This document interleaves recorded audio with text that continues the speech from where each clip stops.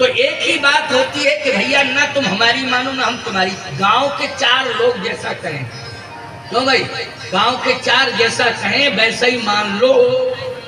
तो यही बात है, ये तो नहीं गांव के 3 लोग जैसा कहें, गांव के 2 जैसा कहेंगे, गांव के 6 लोग जैसा कहें, 8 लोग ना, 4 की बात आती है। बोलो आती है कि नहीं आती है?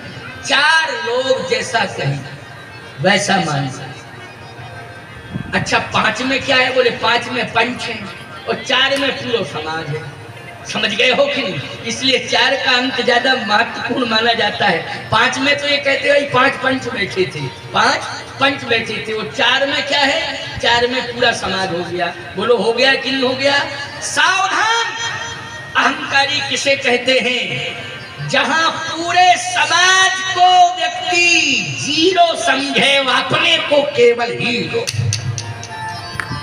हम ही हीरो हैं, बाकी सारा समाज क्या है? जीरो। ईमानदारी के साथ बताओ, अभिमानी की परिभाषा हो गई कि नहीं हो गई? जो सबको जीरो समझे और अपने को क्या समझे? हीरो समझे कि हम हीरो हैं, बाकी सब कुछ। ये अभिमानी की परिभाषा है, याद रखना। तो यहाँ 10,000 का प्रमाण मिलता है। ये अभिमानी थे, अभिमानी 10,000। ये न तो राम जी को मान रहे कछु, न सीता जी को कुछ मान रहे, न जनक को कुछ मान रहे, न विश्वामित्र को, न सतानंद को, अपने ही को सब कुछ मान रहे। और फिर ऐसा मान रहे कि आप सही में लड़ भी रहे हैं, आप सही में लड़ रहे हैं। आप सुन लो, बात को सुन लो, बहुत बढ़िया बात बता रहे हैं। इसलिए तो एक एक बात क्लियर करके बोल रहा हूँ ना, आपकी समझ में आ जाए, इसलिए एक एक बात सुना रहा हूँ, समझा रहा हूँ। जिनके कछु विचार मन माही, और चाप समीप महीप न जाही, लेकिन भूप सहस दसे कही बारा, और लगे उठावन तरई नटारा। बोलो प्रमाण मिला कि नहीं? ये 10,000 राजा सीधे इकट्ठे पहुंचे। पहले फुटकर गए, फुटकर में सफलता नहीं मिली, फिर बोले महागठबंधन बना लो, तब तो कम से कम सफलता मिल ही जाएगी। इसलिए सब इकट्ठे हो गए, नालायक सब। हाँ भाई, 10,000 अहंकारी सब इकट्ठे हो गए। भूप सहस दस कई बारा, लगे उठावन टरई नटारा। 10,000 राजा एक साथ आक्रमण करने लगे धनुष के ऊपर।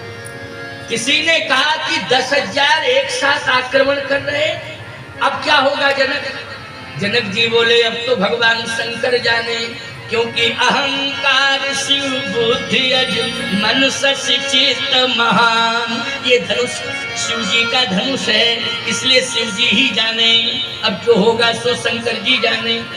शंकर जी से पूछा कि महाराज आपने क्या डिसीजन लिया? अरे बोले हमारी पत्नी पार्वती ने कह दिया है कि मैंने सीता जी को आशीर्वाद दे दिया है, और जिसे आशीर्वाद दिया है काम सफल होना चाहिए। अच्छा बोलो भैया, जब इतना बड़ा दबाव बन जाए घर का, क्यों तो बोलो भैया, इतना बड़ा दबाव घर का बन जाए तो कैसे काम नहीं बनेगा? फेल हो ही नहीं सकता है, याद रखना। अच्छा सीता जी को आशीर्वाद किसने दिया था? जल्दी बोलो, सीता जी को आशीर्वाद किसने दिया? मन जाहे राजो मिले सोबर, सहज सुंदर सामरो, करुणा निधान सुजान शील, स्नेह जानत रावरो। यही भांति गौर आशीष सुन सिर, सहित ही हर्षित अली, तुलसी भवानी पूज पुनि पुनि, मुदित मन मंदिर चली जान गौर अनुकूल। सियहि हरस न जाय कहे, मंजुल मंगल मूल, बाम अंग फरकन लगे। अच्छा बोलो भाई, पार्वती जी ने दिया आशीर्वाद कि नहीं दिया? सफलता सफलता सफलता, चिंता मत करो। मन जाहे राचो मिले सोवर, सहज सुंदर सामरो। अच्छा सहज सुंदर सामरो कौन है? सहज सुंदर सामरे बोलो, श्याम गौर सुंदर दो भाई। तो श्याम में राम जी हैं, और गौर में कौन है? बोलो भाई, गौर में लक्ष्मण जी हैं, लेकिन दोनों सुंदर दो भाई। और पार्वती ने आशीर्वाद दे दिया। तो शंकर जी ने कहा कि घर से बातचीत हो गई है, वहां से दूरभाष पे चर्चा हो गई। क्या हो गई? कहे जिसे आशीर्वाद मिला वही विजयी भव होगा, वही विजयी भव होगा। अच्छा, आशीर्वाद किसको मिला है? पार्वती जी ने दिया है सीता जी को। और सीता जी को जब आशीर्वाद मिल गया है तो सीता जी को आशीर्वाद विजयी भव का मिला है, तो धनुष कौन तोड़ेंगे? बोलो भाई। राम जी तोड़ेंगे कि नहीं तोड़ेंगे? कौन तोड़ेंगे? राम जी धनुष तोड़ेंगे। बोलो भाई। मैं एक बात कहना चाहता हूं, आशीर्वाद उसी को मिला है। तुम प्रधानमंत्री बनोगे, जो राम मंदिर बनवाएगा वही प्रधानमंत्री बनेगा। और बोलो, आज राम मंदिर बन रहा है कि नहीं? आशीर्वाद जिसको दिया सफलता मिली कि नहीं मिली? जल्दी बोलो। राम मंदिर बन रहा है कि नहीं बन रहा है? हाँ, बन रहा है। भव्य राम मंदिर बन रहा है। विश्व का सबसे पहला मंदिर, श्रेष्ठ मंदिर, सुंदर, ऐसा विश्व में मंदिर होगा नहीं जैसा राम मंदिर। 14 जनवरी को रामलला गर्भगृह में विराजमान होंगे। ईमानदारी से बताओ, लोअर कोर्ट से लेकर के सुप्रीम कोर्ट तक और ग्राम पंचायत से लेकर के, अयोध्या की ग्राम पंचायत से लेकर के केंद्र तक, इन सबको आशीर्वाद महात्माओं ने दिया तो सफलता भी मिल गई। बोलो, मिल गई कि नहीं? अयोध्या गया, अब तो नगर परिषद हो गया है, अब तो नगर निगम ही बन गया है प्यारे। अयोध्या मंडल, अयोध्या मंडल। अयोध्या उस समय जब युद्ध हुआ था, जब महात्मा लोग मारे गए थे, कार सेवक, याद रखना, उस समय अयोध्या केवल ग्राम पंचायत के रूप में, समझ गए हो कि नहीं? लेकिन आज अयोध्या मंडल हो गया, कमिश्नरी मंडल जिसको कहते हैं। तुम्हारा नर्मदापुरम मंडल होगा शायद, है कि नहीं? ऐसा मंडल उत्तर प्रदेश में अयोध्या हो गया। फैजाबाद खत्म, नाम ही नहीं फैजाबाद का। कहाँ का फैजाबाद है? फैजाबाद खत्म। क्यों? संतों ने दिया आशीर्वाद, फैजाबाद खत्म। फैजाबाद चला गया आशीर्वाद में। अयोध्या मंडल, अयोध्या ही सब कुछ अयोध्या। एक दिन मैं कह रहा हूं, रामलला जिस दिन गर्भगृह में बैठ जाएंगे उस दिन उत्तर प्रदेश की राजधानी बनेगी अयोध्या धाम। राजधानी के रूप में अयोध्या धाम होगा। उसका भी नक्शा तैयार किया जा रहा है। याद रखना, अयोध्या राजधानी। हमारे योगी जी पूरी भूमिका बना रहे हैं कि अयोध्या को राजधानी बनाया जाए। क्या बनाया जाए? अयोध्या को राजधानी बनाया जाए। ये दिन ज्यादा दूर नहीं है, अभी देखने को मिलेंगे आपको। पूरा विश्व देख रहा है, पूरी दुनिया देख रही है कितना बड़ा परिवर्तन। इसलिए ध्यान से सुनना मेरी बात को।